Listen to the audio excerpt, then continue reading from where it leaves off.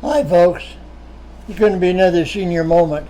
I don't know if you guys remember, but I asked on one of our videos or one of our lives, I asked for suggestions about what you'd like me to do on senior moments, information that you wanted. So we got a few suggestions, and the main one, my son tells me that Bull sent through a suggestion on what to do for a senior moment. So this is evidently what we're doing. He said I don't get a chance to see the questions ahead of time, nor do I get a chance to rehearse or anything. So this is all as it happens live. You're going to see and hear whatever it is. Okay, so yeah, just to reiterate that, this idea was Bull Jordan's, and he said, why don't people send in questions for Dave, wanting to know things about Dave or the background or whatever. And so I thought that was a great idea. So Eric is behind the camera. That's the voice you're hearing now. And Dad, I'm going to tell the truth as much as possible. If something is asked that I have to lie about, of course I'll lie. But most I'll try to tell the truth. So Dad asked me before we started, can I get some kind of an idea of the questions? And I said, nope, Dad, sorry, this has to be totally spontaneous, otherwise it won't work. So, all right, so first question comes from Bull Jordan. Bull asks, I am a huge John Wayne fan. What was it like when you heard the announcement that John Wayne passed away? Oh, it was devastating. Of course, because he went through a progression of cancer problems and he appeared on television in his later stages, it wasn't a big surprise, but I was just devastated. It was almost like when I heard Hank Williams died. It was about the same thing.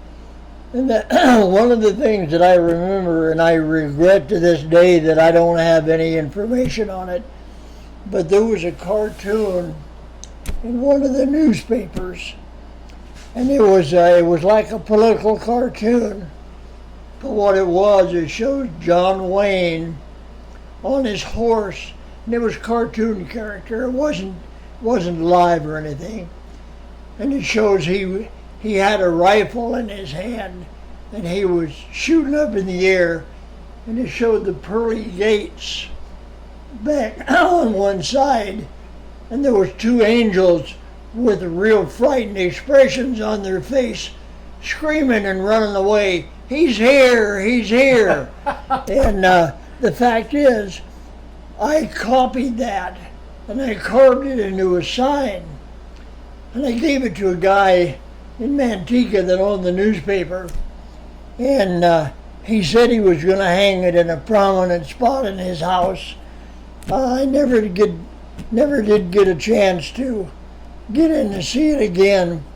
I'm going to go on one of these days and see if I can find that cartoon so that I'll have it in my collection. But anyway, that's just a little bit about when I heard about the death of John Wayne. Excellent. Very well done.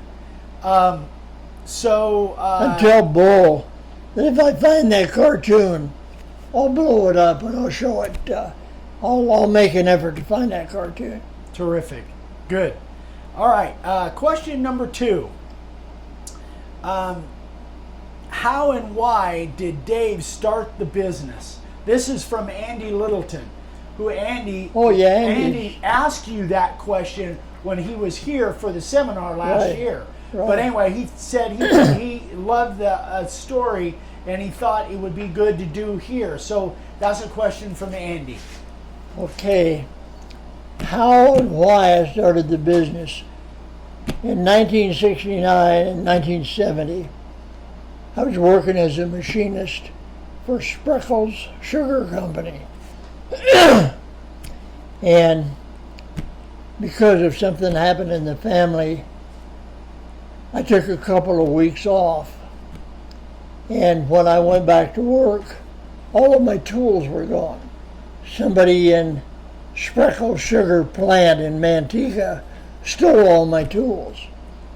I never did find out who it was or who took them, but I knew that I would have to either buy all new tools, which would cost me thousands of dollars, with a new toolbox, or I'd have to do something else.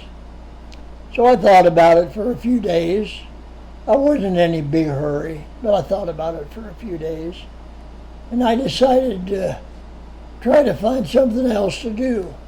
I had done so many things in my life that I thought I could probably find some way to do something where I wouldn't have to work for somebody else. So it just so happened that I was in Sacramento at a flea market, and my daughter, my oldest daughter, Renee, at that time lived in Woodland, California. She had just recently been married. And I was at this flea market and I saw this trailer and I heard this router running. I walked over. This guy was carving signs. And I thought, well, that is really neat. I really like that. So I decided to buy one for my daughter. So I told him what I wanted, and he said, sure, that'll be $20. So I gave him the $20, and I looked at my watch, and he started carving that sign.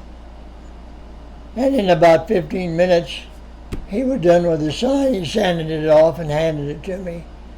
And I looked back at my watch and I thought, wow, $20 for 15 minutes of work.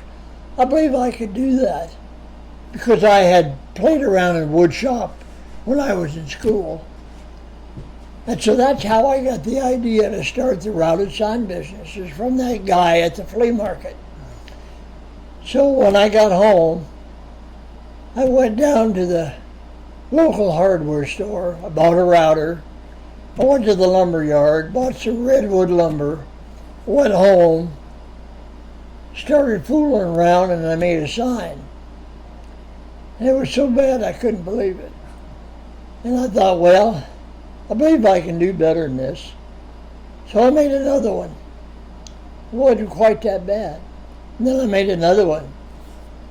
And after about a half a dozen, maybe 8 signs, I got where I was making a pretty good sign. I learned little things that I needed to learn. And so after about a dozen signs, I decided I was making good enough signs that I wanted to try to sell them. And Eric, I was behind the camera, and my older son, Bruce, they decided they wanted to earn some money. So I made up a display of signs. I said, here you are, take these signs and go door to door and sell them. See what you can do. So they did. And the funny thing is, they sold quite a few of them. There's a lot of people who wanted routed signs. They sold quite a few of them, so I gave them a nice commission. I made the signs up, and then they took them back and collected the money for them. And that's how Dave's custom carved sign business got started. And from there, it just progressed. I started doing it. I decided I didn't want to go door to door. I wanted to do it through companies that already had customers. So I started setting up dealers like hardware stores, lumber yards, and home centers.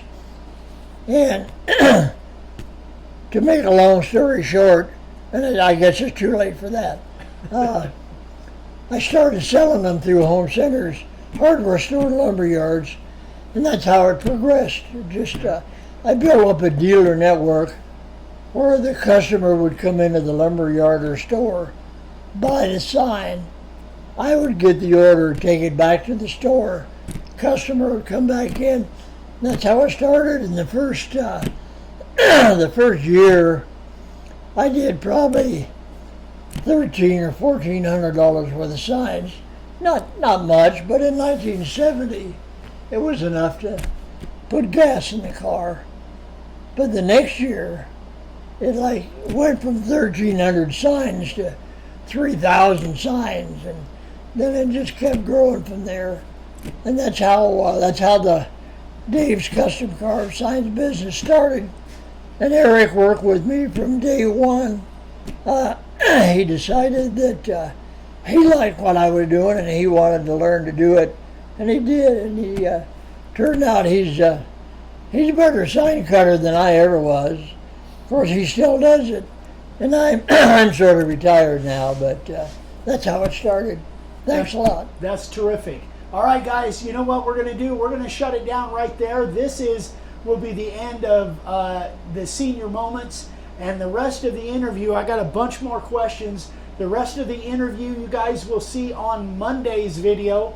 You're seeing this on Saturday, so in a couple of days, the whole interview will be available over on YouTube. You guys will see it on YouTube. So yeah, and if you're watching this, you have any questions about something I can answer for you, just let me know and I'll give it a shot. okay, guys. So you guys will see the rest of it over on Monday. Thanks.